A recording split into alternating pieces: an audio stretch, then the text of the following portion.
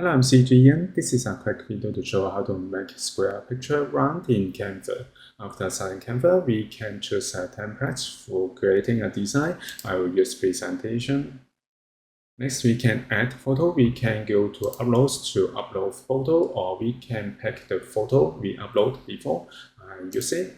And then make sure that we have the square picture, so we can double click to go to the crop tool and then go to aspect ratio. We can choose 1:1 to make it square, and then click and drag to change the position, and then click on empty space to apply. I will enlarge it. I press Alt and click and drag the corner to enlarge it. Next, make sure that we select the image and then go to top option bar. We can find corner rounding. Click, and then we can adjust it to make it round. If you want to make more round, we can enter the value. For example, we can enter 500 to make it circular. So this is how we can make a square picture round in Canva. Thank you for watching this video. Hope this helped. Please subscribe this channel. More video will be shared with you.